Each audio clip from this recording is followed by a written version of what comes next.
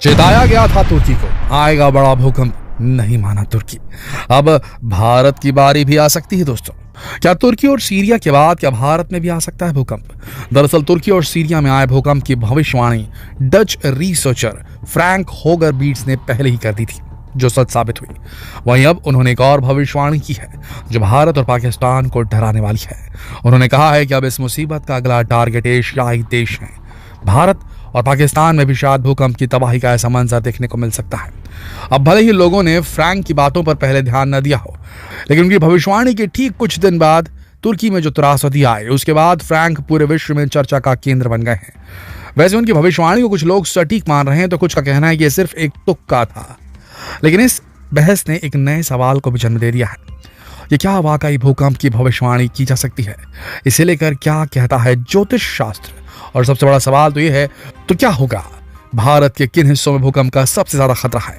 और हाँ, ये भी जरूर जान लीजिएगा कि कहीं आपका इलाका भी तो डेंजर जोन में नहीं आने वाला। तो चलिए फिर देर किस बात की, शुरू करते हैं हमारा आज का वीडियो। और उससे पहले अगर आपने हमारे चैनल को सब्सक्राइब नहीं किया तो अभी सब्सक्राइब कर लीजिए और बेल आइकन को प्रेस कर दीजिए। तुर्की और सीरिया में भूकंप से हुई तबाही के बाद भारत को लेकर भविष्यवाणी आई है। इसमें बताया गया है कि आने वाले कुछ दिनों में अफगानिस्तान में बड़ा भूकंप आएगा और भारत और पाकिस्तान के कुछ हिस्से भी इसकी चपेट में आ सकते हैं। अब इस भविष्यवाणी के बाद जब आप ये सुनेंगे कि भारत में हर साल कम से कम 1000 बार भूकंप आते हैं, तो शायद थोड़ी देर के लिए सोच में पड़ जाएंगे, लेकिन ये आंकड़े बिल्कुल सही हैं। नेशनल सेंटर फॉर साइस्मोलॉजी की माने तो इन भूकंप के झटकों में से 200 से 250 बार धरती का हिलना लोगों को महसूस होता है। हमारे देश की जमीन का करीब 59% हिस्सा भूकंप के हाई डेंजर वाले जोन में है। सबसे ज्यादा खतरा हिमालयी इलाकों को है। इस इलाके में कुछ ऐसे तगड़े भूकंप आ चुके हैं जो रिक्टर स्केल पर बेहद हाई डेंसिटी वाले थे। सन 1897 में शिलोंग पठार पर 8.1 तीव्रता का एक भूकंप आया था। सन 1905 में कांगड़ा में 7.8 इंटेंसिटी का भूकंप आया था। सन 1934 में बिहार नेपाल बॉर्डर पर 8.3 तीव्रता का भूकंप आया था, जो कि बहुत तेज होता है। साल 1950 में अरुणाचल चीन सीमा पर 8.5 तीव्रता का भूकंप आया। तो वहीं साल 2015 में 7.9 तीव्रता का भूकंप नेपाल में आया था। इन इलाकों में मीडियम से खतरनाक लेवल के भूकंप आते हैं, क्योंकि इन इलाकों के करीब ही 2 महाद्वीपों की टेक्टोनिक प्लेट्स मिलती हैं। इंडियन टेक्टोनिक प्लेट्स और तिब्बतन प्लेट्स आपस में टकराती हैं, प्रेशर रिलीज करती हैं, इससे भूकंप आता है। इस पूरे 2400 किलोमीटर के इलाके में सबसे ज्यादा खतरा है। वैसे भारतीय मानक ब्यूरो ने देश को 5 अलग अलग भूकंप जोन में बांटा है। देश में 5वें जोन को सबसे ज्यादा खतरनाक और सक्रिय माना जाता है। इस जोन में आने वाले राज्यों और इलाकों में तबाही की आशंका सबसे ज्यादा होती है। 5वें जोन में देश की पूरी जमीन का 11% हिस्सा है। चौथे जोन में 18%, तीसरे जोन में 30%। सबसे अधिक खतरा जोन 4 और 5 वाले राज्यों को है। अब किस जोन में राज्य या उसका कौन सा इलाका आता है, ये समझना जरूरी है, क्योंकि एक ही राज्य के अलग अलग इलाके अलग अलग जोन में आते हैं।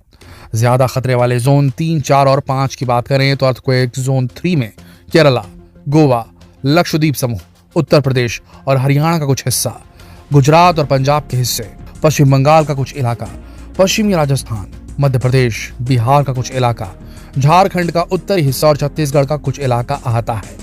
महाराष्ट्र, ओडिशा, आंध्र प्रदेश, तेलंगाना, तमिलनाडु और कर्नाटक का भी कुछ हिस्सा इसी में शामिल है। यानी इन इलाकों में भूकंप का खतरा बहुत ज्यादा नहीं है। वहीं अर्थक्वेक जोन 4 की बात करें तो इस जोन में जम्मू कश्मीर का हिस्सा, लद्दाख का हिस्सा, हिमाचल और उत्तराखंड का कुछ इलाका आता है।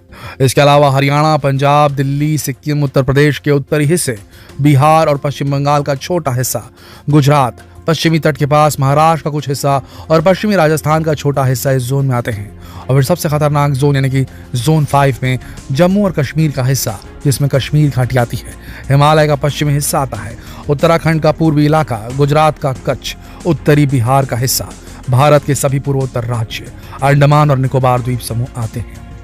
वहीं पाकिस्तान में भूकंप आने की भविष्यवाणी को लेकर इन दिनों बवाल मचा हुआ है। वहां लोगों को डर है कि तुर्की और सीरिया जैसी तबाही पाकिस्तान में भी मच सकती है। इसे लेकर पाकिस्तान के नेशनल साइस्मिक मॉनिटरिंग सेंटर ने बयान जारी किया है। कहा है कि पाकिस्तान में भूकंप आने की भविष्यवाणी सच नहीं है। भूकंप एक प्राकृतिक घटना है और कोई भी पहले से नहीं जान सकता कि वो कब हमला करेगा। जी हाँ, कुछ लोग भूकंप की इस भविष्यवाणी की आलोचना भी कर रहे हैं, तो कुछ लोग इसके समर्थन में भी हैं। वैसे आपको बता दें कि IIT रुड़की में पिछले 60 सालों से भूकंप पर रिसर्च किया जा रहा है। इस दौरान जमीन में होने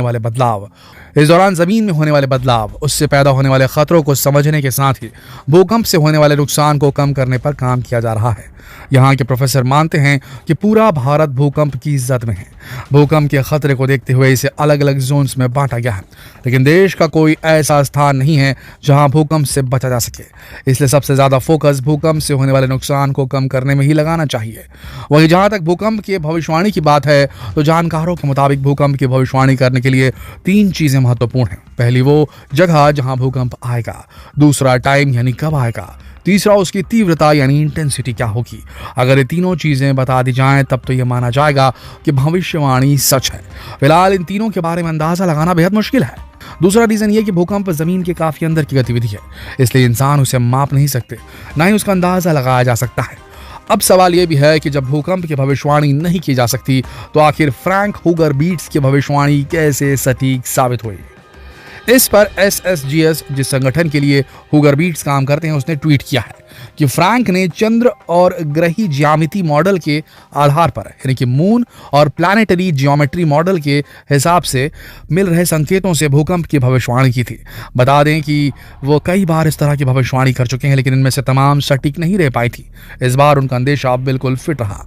अब जहां तक बात भूकंप और ग्रह नक्षत्रों की है, तो गर्ग संहिता, जी हां, हिंदू पुराण गर्ग संहिता के अनुसार भूकंप अधिकतर ग्रहण, पूर्णिमा या अमावस्या के आसपास आते हैं, जब बड़े ग्रह जैसे मंगल, शनि, राहु, गुरु एक दूसरे के केंद्र या त्रिकोण में हो, तब भूकंप की संभावना अधिक होती है। बड़े भूकंप ज्यादातर मिडनाइट, नून या फिर सुबह के समय आते हैं। तुर्की और सीरिया में आए भूकंप के समय मंगल पृथ्वी तत्व की राशि वृषभ में थे और शनि वायु तत्व की राशि कुंभ में गोचर कर रहे थे। शुक्र भी कुंभ राशि में थे और सूर्य पृथ्वी तत्व की राशि मकर में चल रहे थे। संयोग से यह भूकंप 5 फरवरी की पूर्णिमा के अगले दिन सुबह के समय ही आया था। और इन ग्रह नक्षत्रों की माने तो जानकार बता रहे हैं कि 20 फरवरी की अमावस्या और 7 मार्च की पूर्णिमा ग्रह गणित के अनुसार प्राकृतिक उत्पातों जैसे भूकंप और बड़े नेताओं के लिए बेहद संवेदनशील है।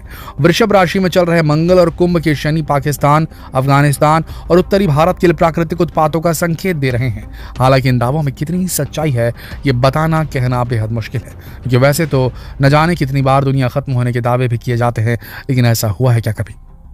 वैसे आपको क्या लगता है, क्या वाकई भारत और पाकिस्तान के ऊपर यह खतरा मंडरा रहा है? क्या आप इस भविष्यवाणी पर बिलीव करते हैं?